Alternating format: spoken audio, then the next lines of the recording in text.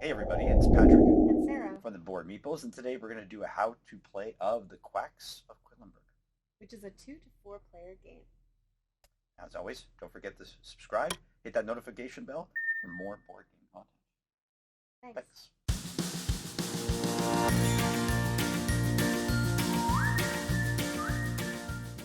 Quacks of Quedlinburg is a bag building game designed by Wolfgang Warsch and published by North Star Games. Players take on the role of a potion mixer or a quack doctor and try to gain the most points through the crafting of successful potions in the game. Start by setting up the play area. The scoring track will go in the middle of the table, then shuffle the fortune teller cards and place them face down near the board. The yellow flame keeps track of the rounds in the game. It goes onto the one space on the board. Now you will grab all of your ingredient books that will be used in the game. The black book has 2 different sides, one for a 2-player game and one for a game with more than 2 players. Pick the right side and place it near all the players. Then the orange book will go next to the black book. The other books have 4 different sets. This is indicated by the bookmarks in the lower left edge of the book. Grab the first set of each book and return the rest to the box. Lay out the blue, green, and red book near the orange and black book, and set the yellow and purple books off to the side. In the beginning, you only have access to these books, and the yellow and purple ingredients become available in later rounds. Now each player will get their player board, a bag, the scoring marker, rat token, droplet, flask, and seal of their color. The seal will go on the scoring track in the 0 space with the seal facing up, and the scoring marker will be placed on top of that. Now each player will place their pot in front of them with the side without the test tubes facing up. The flask will go full side up in the right corner of the board, the rat token will go next to that, and the droplet will be placed on the 0 space of the player board. Each player will take 1 ruby and place it in the ruby bag, and then take 1 of each chip listed on the lower left corner of the board. These chips will go into the black bag. Now determine a first player. When we play, we randomly choose a chip from our bags, and the player who picks the highest number gets to go first. The first player takes and places the fortune teller deck in front of them, and the game is now ready to begin. The game is played over 9 rounds, which is indicated by the flame on the turn tracker board. The object of the game is simple.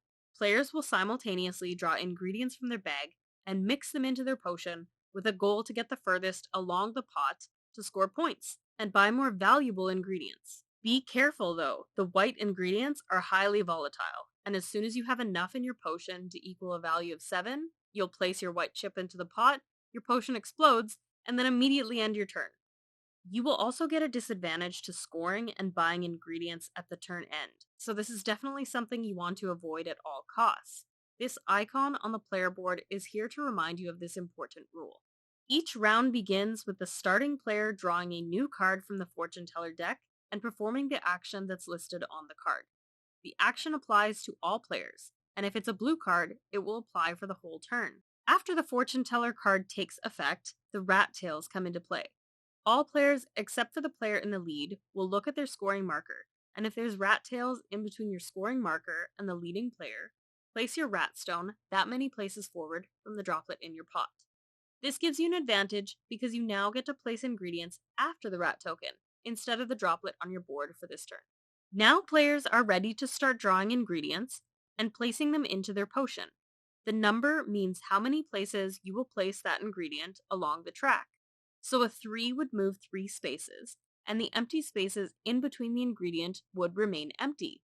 Some of the ingredients have special abilities when they're placed in the potion, which are referenced on the recipe books. When you place the chip, take the action listed on the book. After that, decide if you want to keep drawing or if you want to stop. You can also use the flask on your player board to place the last chip drawn back into the bag. You can't take this action as a result of a potion exploding. If you choose to perform this effect, turn the flask over and then place the chip into the bag and continue drawing ingredients. Players do not have to take turns drawing chips, and they do not have to stop drawing at the same time either. When all players have stopped drawing, whether voluntarily or through an exploding potion, this phase ends and the evaluation phase begins. In the evaluation phase, players will look at the space directly after the last chip they placed. The player whose potion didn't explode and who got the furthest will roll the bonus die and gain the bonus. Then, beginning with the starting player and moving clockwise, each player will carry out their black, green, and purple chip actions. Now all players whose scoring space show a ruby on it would receive a ruby. Finally, players will get to buy more ingredient chips and score points. However, if a player's potion exploded, they would only choose one or the other. To score points, move your scoring marker forward by the amount in the box shown on the scoring space of your player board. To buy ingredients, you may buy 1 or 2 chips that are different colors from each other. The cost is shown on each ingredient book, and the amount you're able to spend totals the number on your scoring space. Once players have completed buying ingredients, they will take all the chips they placed and the chips they purchased and put them back into their black bag. Now players can spend 2 rubies to turn their flask over to the full side to be used again, or 2 rubies to move their droplet 1 space forward for use in all future rounds.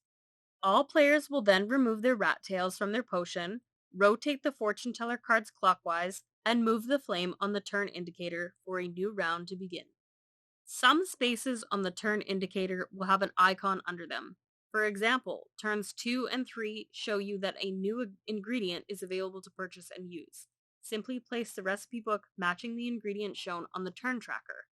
The game ends at the end of turn 9, and after scoring victory points, instead of buying ingredients using the amount on your scoring space, you'll use the value to buy more victory points, which is indicated on the turn tracker for turn 9. Each value of 5 equals 1 point, and additionally, each 2 rubies can also be spent for 1 point. Whoever has the highest score at the end of the game wins.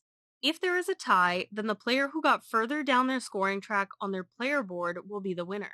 There are clarifications for all of the ingredients in the Almanac. There are also rules for the variation of the game using the other side of the player board, written on the last page of the rulebook. You can also use other sets of the recipe books, or mix and match books for an added challenge. So that's all there is to it. Let us know what you think or if we missed anything by commenting down below, and don't forget to subscribe so you don't miss our future videos. Thanks, see you next time.